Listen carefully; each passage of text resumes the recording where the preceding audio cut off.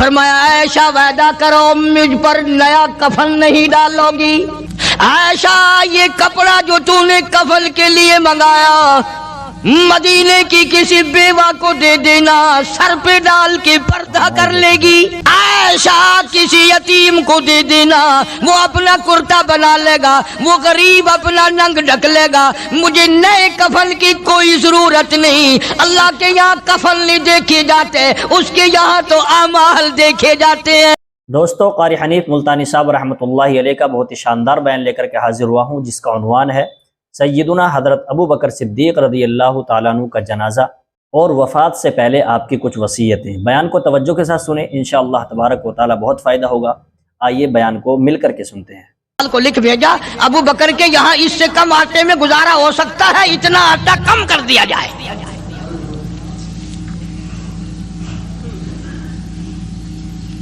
तुम क्या जानो अबू बकर कौन है? कभी किसी बूढ़ी ने, कभी किसी बहू ने, कभी किसी ने धी ने कहा क्या आज अबू बकर सिद्दीक की न्याज पकाते हैं। नजरे अल्लाह न्याज़े हुसैन। नबी के यार का नाम ना लेना कभी भी। इमामुल अंबिया महबूब किबरिया हजरत मोहम्मद मुस्तफा सल्लल्लाहु ताला अलैहि वसल्लम ने फरमा दिया, ओ लोगों, उम्मत के तमाम लोगों का मैंने एहसानात का बदला चुका दिया, सबके कर्जे चुका दिए, सबके लेने देने मैंने बराबर कर दिए। पर ओ मेरे अल्लाह, अबू बकर के एहसानात का बदला तू दे सकता है, मैं नहीं दे सकता।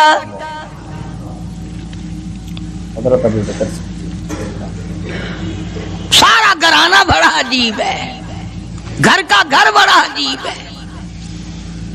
हिजरत फरमा कर तशरीफ ले गए नबी करीम सबका जो सल्लल्लाहु अलैहि वसल्लम की ज़ात अक़दस के साथ तशरीफ ले गए।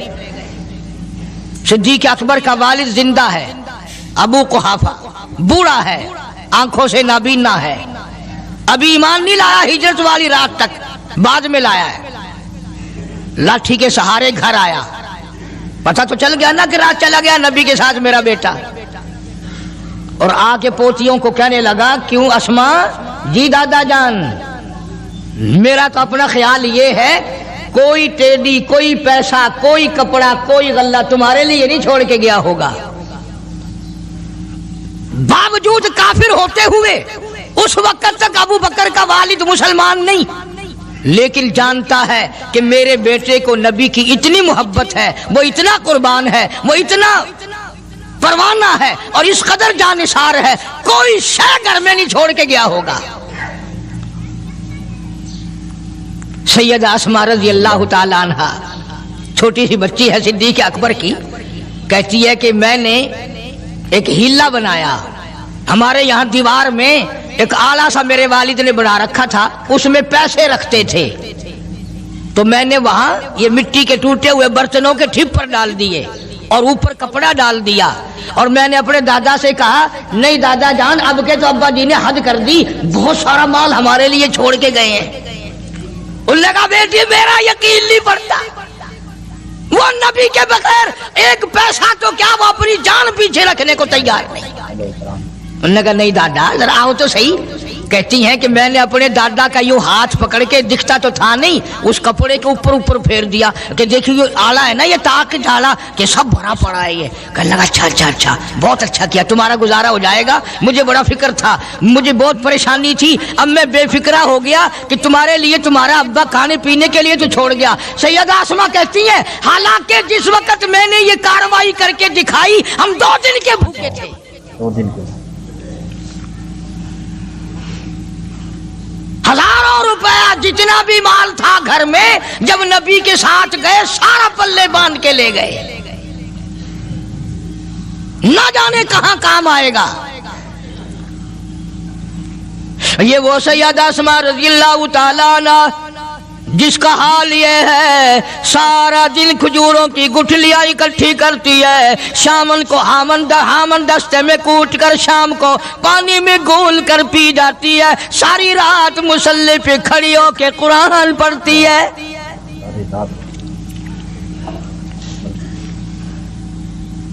अजीब किस्म का घराना है सिद्दीक़ अकबर रज़ियल्लाहु ताला अन्हु का। غربت نہیں تھی، سارے کا سارا قربان کر کے غربت بنا دی. سب قربان. نہیں دیکھا آل کو، نہیں دیکھا مال کو، نہیں دیکھا اپنی جان کو، سب کچھ قربان کر دیا. امام الانبیاء محبوب کبریا حضرت محمد مصطفیٰ صلی اللہ تعالی علیہ وسلم نے اس قدر رفاقت جوڑی، اس قدر یاری بنائی کہ کبھی بھی الگ نہیں ہوئے. آج تم قرآن پڑھتے ہو، قاری حنیف قرآن پڑھتا ہے، کیا اثر ہوگا کسی پہ؟ جناب ابو بکر صدیق رضی اللہ تعالیٰ عنہ مکہ مکرمہ میں نماز کی نیت باندھ کر قرآن کریم کی تلاوت کرتے ہیں. علماء نے لکھا ہے کہ پہاڑ بھی ہلنے لگ جاتے تھے. پہاڑ بھی. اور کافروں نے نبی پاک سب کا جو صلی اللہ علیہ وسلم سے شکایت کی کہ اپنے ابو بکر کو کہو یہ رات کو قرآن زور سے نہ پڑھے، ہمارے بیوی بچوں پہ اثر ہوتا ہے، ہمارے بچے مسلمان بننے کے لیے تیار ہو جاتے ہیں، ہماری عورتیں قرآن سن کر کفر چھوڑ کر مسلمان بننے کو تیار ہو جاتی ہیں. ابو بکر سے کہو یہ آہستہ قرآن پڑھا کرے. کیا اثر تھا قرآن کریم. یعنی اس کی زبان میں اس قدر تاثیر تھی اور اس قدر اللہ تبارک و تعالیٰ نے خوف رکھا تھا، جو صدیق کی زبان سے قرآن سنتا تھا مسلمان بننے کے لیے تیار ہو جاتا تھا. آج ہم قرآن پڑھیں، حدیث پڑھیں، کچھ بھی پڑھیں، اثر نہیں ہوتا. کیسے ہو؟ ہمارے یہاں دلوں میں جگہ ہو جبھی تو بات بنے. اس لیے قرآن کریم کہتا ہے کلا بل ران علی قلوبہم ما کانوا یکسبون. گناہ کرتے کرتے، حرام کھاتے کھاتے اس قدر دل کالے ہو گئے، اب قرآن کے لیے، دین کے لیے، ایمان کے لیے گنجائش کوئی نہیں، اندر گنجائش ختم ہو گئی، سارا دل بھر گیا.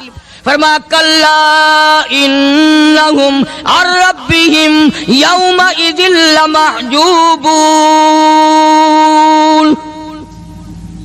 ہرگز ایسا نہیں. جو لوگوں کا خیال ہے دین ان کے خیالات پہ نہیں چل سکتا. جناب ابو بکر صدیق رضی اللہ تعالیٰ عنہ بیمار ہیں، آخری وقت قریب ہے. اللہ اللہ. سیدہ عائشہ صدیقہ رضی اللہ تعالیٰ عنہ کے ہاتھ میں نیا کپڑا دیکھا، بیٹی کے ہاتھ میں نیا کپڑا دیکھا. صدیق اکبر رضی اللہ تعالیٰ عنہ نے فرمایا بیٹی یہ کپڑا کیسا ہے؟ عرض کی ابا جان کفن کے ارادے سے منگوا لیا ہے، نہ جانے کس وقت ضرورت پڑ جائے گی، مجھے خطرہ ہے، اندیشہ ہے، آپ کا آخری وقت ہے، میں نے کفن کے لیے کپڑا منگا لیا ہے. اللہ اکبر. ناراض ہوئے. فرمایا عائشہ وعدہ کرو مجھ پر نیا کفن نہیں ڈالو گی. عائشہ یہ کپڑا جو تو نے کفن کے لیے منگایا مدینے کی کسی بیوہ کو دے دینا، سر پہ ڈال کے پردہ کر لے گی. عائشہ کسی یتیم کو دے دینا، وہ اپنا کرتا بنا لے گا، وہ غریب اپنا ننگ ڈھک لے گا، مجھے نئے کفن کی کوئی ضرورت نہیں. اللہ کے یہاں کفن نہیں دیکھے جاتے، اس کے یہاں تو اعمال دیکھے جاتے ہیں.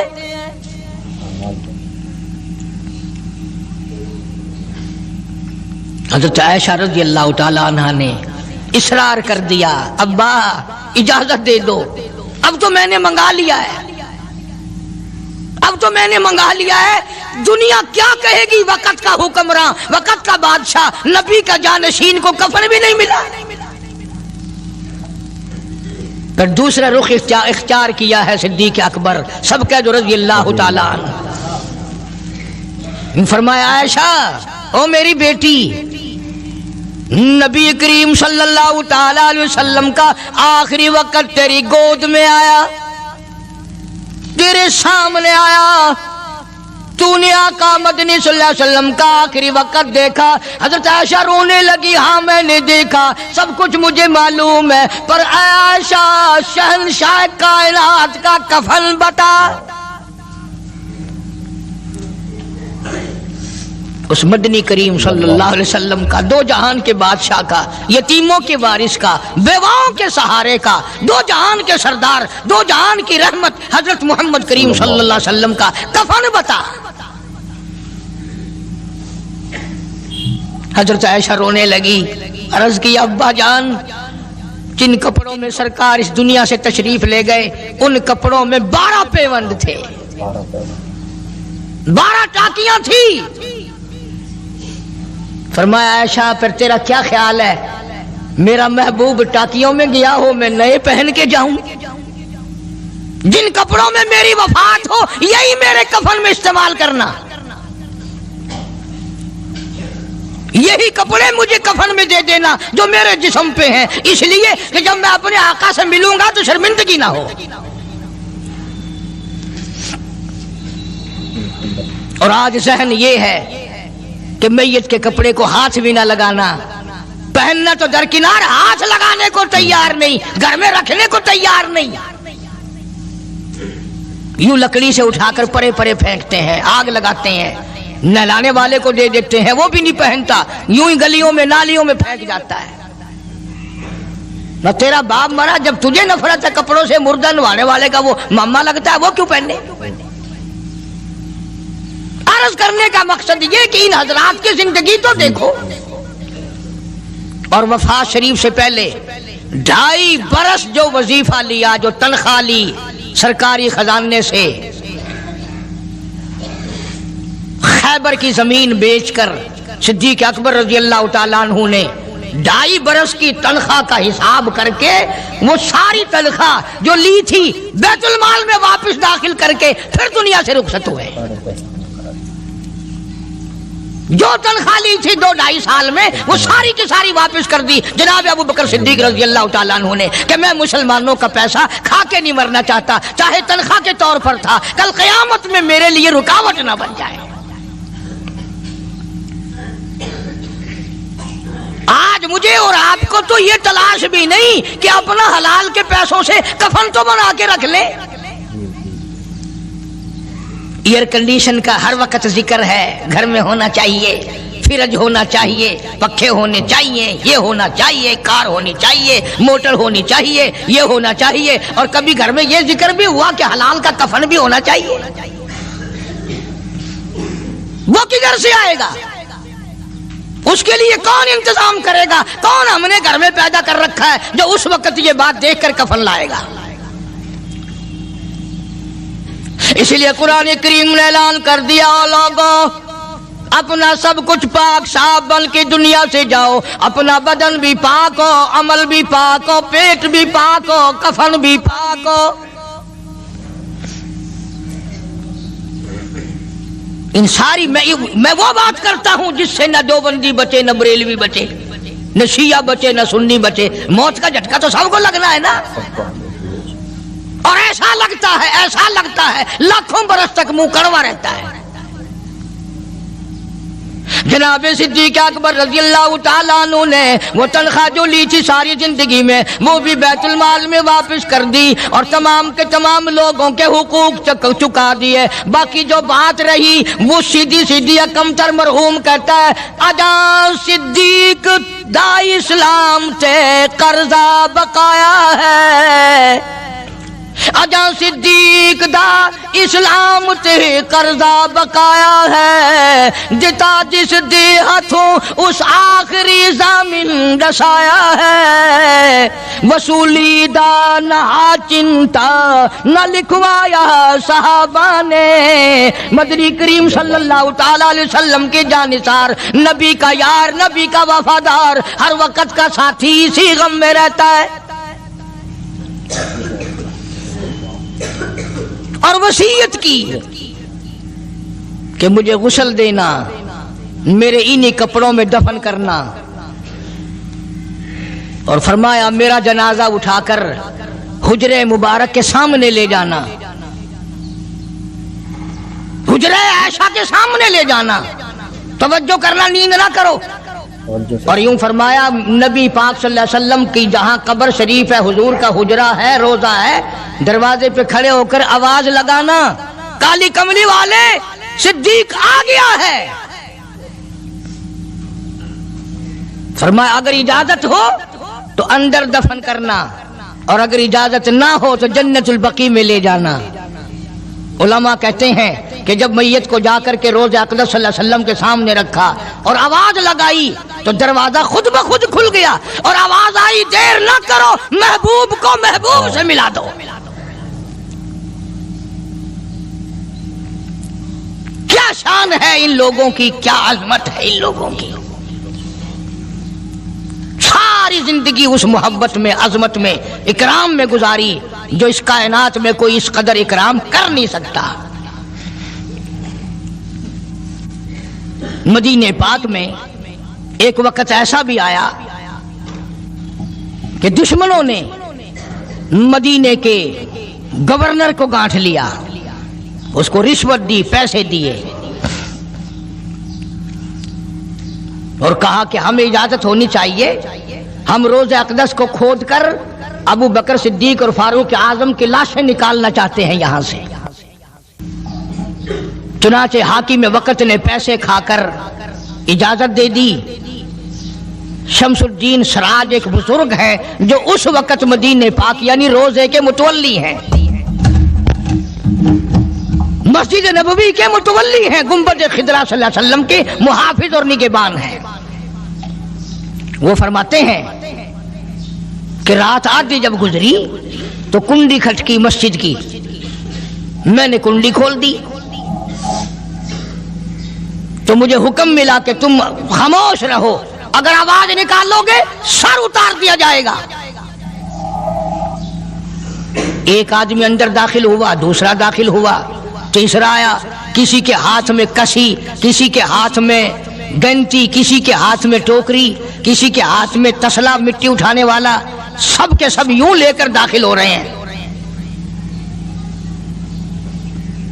اور مجھے یہ کہا گیا کہ یہ جو کچھ کرتے ہیں روکنا نہیں، کسی کو بتانا نہیں۔ شمس الدین سراج بزرگ رحمت اللہ علیہ کہتے ہیں وہ جب 40 کے 40 اندر داخل ہو گئے، پچھلے نے مجھے اشارہ کیا دروازہ بند کر دے، اب کسی اور کو اندر نہ آنے دینا۔ وہ اللہ والا کہتا ہے مجھے بتا تو دیا گیا تھا دونوں جلیل القدر صحابہ حضرت شیخین کی بے ادبی کریں گے، قبر کھود دیں گے، ان کی میت نکال لیں گے۔ فرماتے ہیں میں نے دروازہ بند کر دیا، میں سجدے میں گر گیا، مولا او میرا بس نہیں، میرا کوئی چارہ نہیں، میری حکومت نہیں، میری فوج نہیں، میرا لشکر نہیں، میرے پاس توپ نہیں، میرے پاس لشکر نہیں، او میرے مولا میں نے سنا ہے جیسے نبوت کا محافظ تو ہے، اسی طرح صدیق کی صداقت کا، فاروق کی عدالت کا بھی تو ہی نگہبان ہے۔ مولا میری موت بھیج دے، میں نہ دیکھوں۔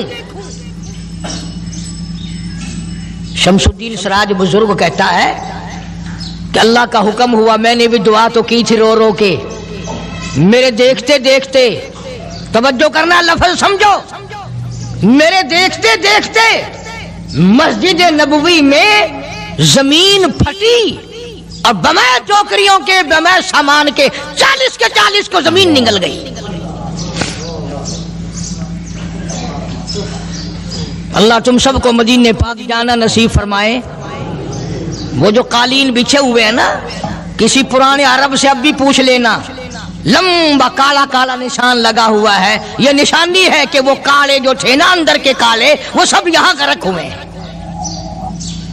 یعنی خدا صدیق اکبر کا، فاروق اعظم کا، نبی کے یاروں کا اتنا بڑا محافظ ہے، جو بدنیت سے آئے تھے ان سب کو زمین نگل گئی۔